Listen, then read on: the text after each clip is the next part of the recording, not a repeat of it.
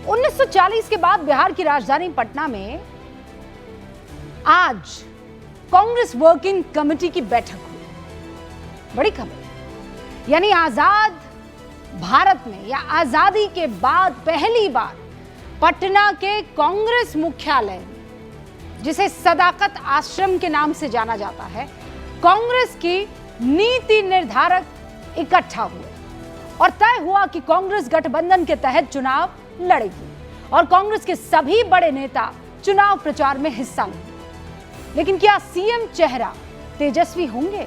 इस सवाल पर कांग्रेस के बिहार प्रभारी कृष्णा अल्लावरू ने ये कहा, जो आपको इस वक्त मैं सुनवा देती हूं।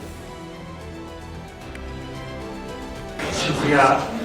बार बार कांग्रेस पार्टी और महागठबंधन के प्रयासों को गलत रास्ते में ले जाने के लिए कांग्रेस पार्टी महागठबंधन बिहार में बिहार के लोगों के मुद्दों को लेकर एकजुट होकर आगे बढ़ रही है।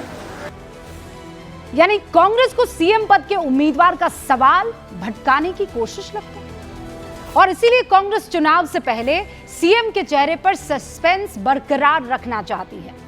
दूसरी तरफ तेजस्वी यादव खुलेआम कह चुके हैं कि बिहार की 243 सीटों पर वो चुनाव लड़ेंगे, यानी उम्मीदवार कोई भी हो, चेहरा तेजस्वी का होगा। अब सवाल उठता है कि 2020 के विधानसभा चुनाव में दोनों गठबंधन को जोड़ दें, तब भी जीत का सबसे खराब स्ट्राइक रेट रखने वाली कांग्रेस के पास ये कॉन्फिडेंस कैसे आ गया कि वो विधायकों के मामले में बिहार की सबसे बड़ी पार्टी आरजेडी के नेता को ना कह दे? इसके पीछे क्या वजह है? 3 वजह गिनवाई जा रही है। सोर्सेज हमें बता रहे हैं कि कांग्रेस लड़ने के लिए जिताऊ सीटें अपने खाते में लेना चाहती है। लड़ने के लिए कांग्रेस के नजर सीमांचल के उन विधानसभा सीटों पर है जहां मुस्लिम और दलित वोटर्स की संख्या जो है वो अधिक है। आप इस बात को समझिए और यही वजह है कि सीमांचल की ज्यादा सीटों पर कांग्रेस की नजर है। कांग्रेस के जितने भी स्ट्रेटेजिस्ट हैं, जितने भी रणनीतिकार हैं, उनका भी यह मानना है कि राहुल गांधी की वोटर अधिकार यात्रा के बाद पार्टी का अच्छा खासा असर जो है वो ग्राउंड पर हुआ है और इसीलिए चुनाव का फेस राहुल ही रहे तो बढ़िया रहेगा। और तीसरी सबसे बड़ी वजह मानी जा रही है तेजस्वी के ऊपर लालू यादव का बैगेज।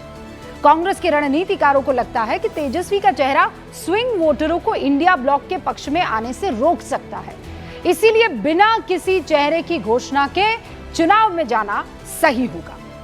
और यही वो वजह है जिसके चलते कांग्रेस इस बार बिहार में जबरदस्त एक्टिव दिखाई दे रही है।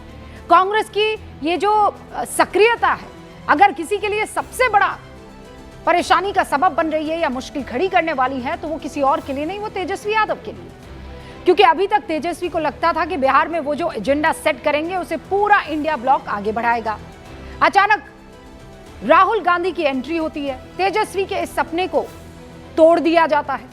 तेजस्वी यादव के लिए मुश्किलें सिर्फ राहुल गांधी खड़ी कर रहे हैं ऐसा नहीं है, बल्कि भ्रष्टाचार के मामले में कोर्ट से आने वाला एक फैसला भी उनके लिए दिक्कत बढ़ा रहा है।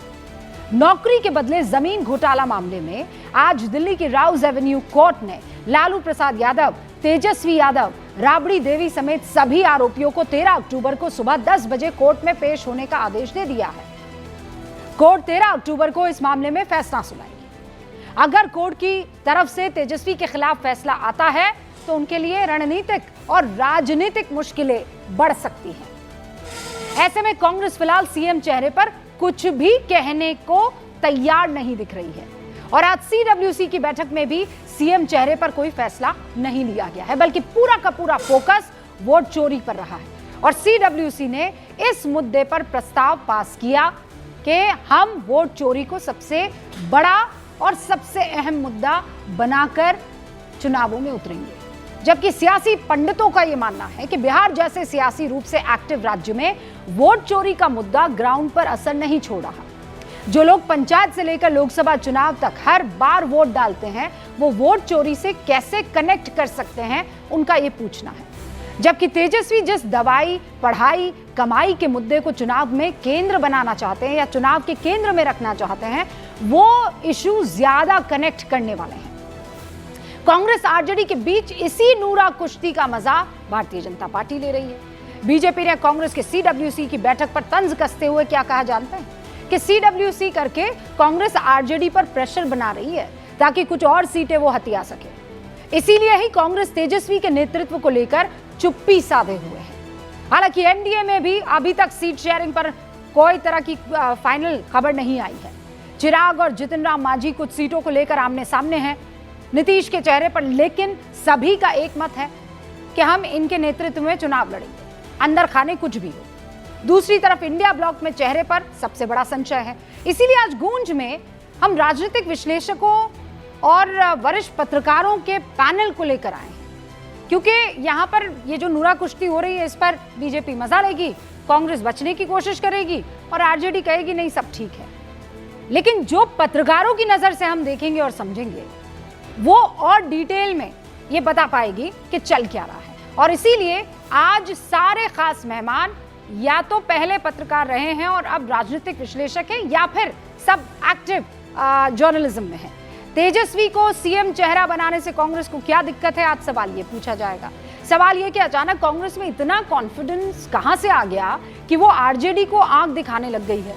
क्या तेजस्वी राहुल की लड़ाई एनडीए के लिए चुनाव को आसान बनाएगी? इसी पर आज गूंज।